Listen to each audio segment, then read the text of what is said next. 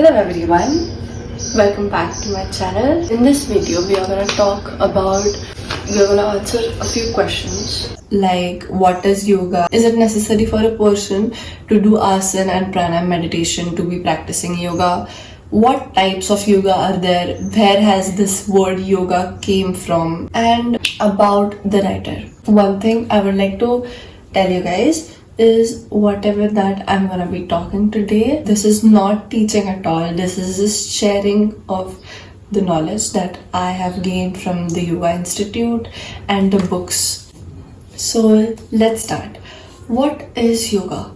When I ask this question to people, most of the times the answer is yoga is for flexibility. And I would like to put a little bit of light on this topic that, as I have mentioned many times earlier, that yoga is not just physical and mechanical work. The physical strength and flexibility that you gain after doing the asana is just byproduct of practicing yoga. First of all, let's understand where the word yoga has come from. The root word of yoga is yuj. Yuj is a Sanskrit word that means the union of the mind with the divine intelligence of this universe. If we think about artists create things.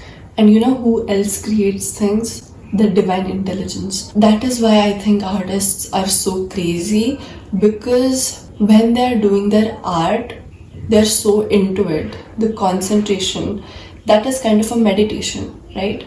As we see in the Yoga Sutra, they have written that yoga is concentration. Yoga is the stoppage of fluctuation of mind. And when you are so much into doing any work, there is no thought but you're in that present moment doing that work.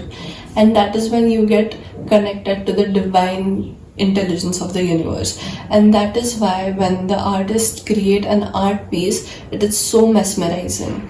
They express what they feel. Most of the people I know who are doing art kind of have many things going on, but they still stick to that art just for the sake of the feeling, what they feel when they do that art. For example, for me, why I was so into dance, because it made me feel a certain way. It kind of detached me from this world. You forget everything that's going on. You know, that's kind of a bliss. That's kind of a high also, you can say. So that is why I think art is so beautiful, and it's just beautiful to see people even who are doing art. The result of it, the process and everything about it is so beautiful. And I think that is because they get connected to the divine intelligence and they just showcase that, they just become that divine figure. That is why I guess art gives hope. Yeah. Okay, let's move on though. We were talking about the definitions of yoga, right? So the first time the yoga word was mentioned in the Rig Veda. Rig Veda is known to be the first scripture that was written. Now about these Vedas. So these Vedas are also called Apurusha. That means a normal human being haven't written these. This knowledge of Veda was just being revealed to the rishis. There are 4 main scriptures that are Rig Veda, Yajurved, Samved and Atharvaved. Every ritual, every prayer, yoga and all these ancient things that we used to practice has derived from all of these Vedas. Maharishi Patanjali, the founder of formal yoga philosophy, says that yoga is concentration. In Yoga Sutra, he has said that yogasya chitta vritti nirodha, the stoppage of fluctuation of mind. Chitta means mind and vrittis means the fluctuations that occur. These sutras were really small. They were all Sanskrit. I'll show you how they are. See, the first sutra here,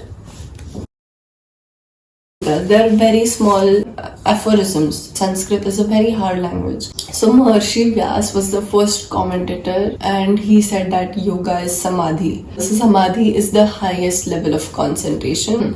I'll just read it. Samadhi is the highest level of concentration where mind gets completely disassociated with external world and get established in the highest reality. So I guess now you know what is yoga and where it has came from. Let's get to the next question. Is it necessary for a person to do asana and meditation to be practicing yoga? No. I have met many people whom I would call yogis because of the way they exist. These people I know, they just exist in the present moment. They pay attention to everything. They give value to everything. They don't give divided attention to anything. Whatever the work they're doing, they are completely doing that. So as mentioned in Bhagavad Gita, yoga karmasu kaushalyam. Excellence in any work is yoga, and excellence is only gained when you are completely paying attention to what you're doing. They're just so calm and they have very powerful presence, but also very humble presence. Some people are just born like that. Some people need to work to be like that. Every person is born with a different mind.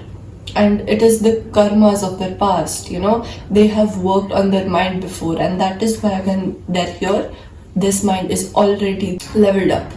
But ours, it's still not, so we need to work on it, right? So we are gonna work for it and we're going to gain that. Even if I studied for like 5-10 hours, I would not remember anything. When I studied, I was not able to completely focus on whatever that I'm doing. Look at me now. I did not even need to study before giving the exam. Like, who is she? You've come a long way from where you began, and I'll tell you all about it when I see you again. This makes me so happy because, I think this yoga is like a practical way, a step-by-step way to raise your awareness, to be mindful. Okay.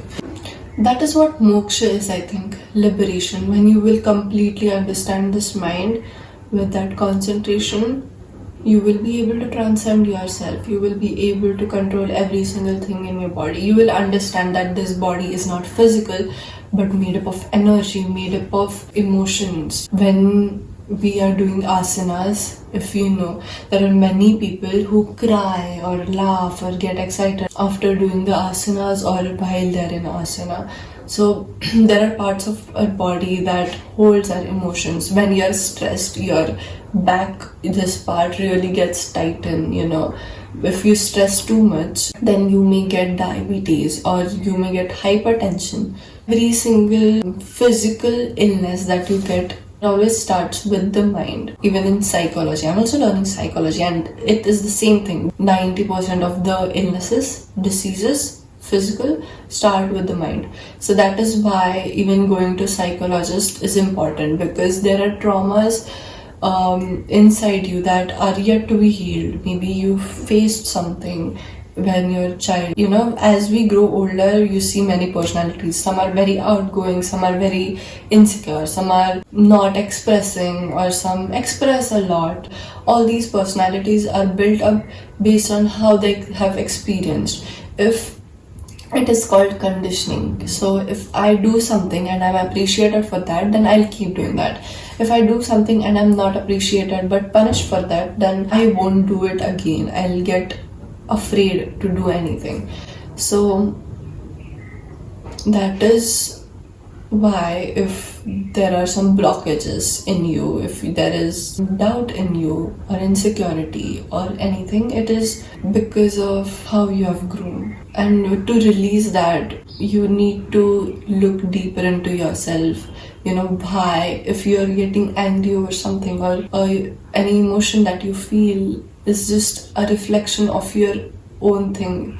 There are people out there who stay calm in any situation, literally any situation. How do they do that? Because they are probably, there are no blockages and they see the things as they are. Maybe they don't see anything as a big deal because they know that everything is changing and everything is just temporary, They have this clarity, and that is why they're calm in every situation. So many times we don't see it. Many times we forget that, and we try to define what we might experience again based on what we have experienced before. So it is necessary that we clear out our past traumas and we acknowledge the way we are first of all, and then try to heal ourselves.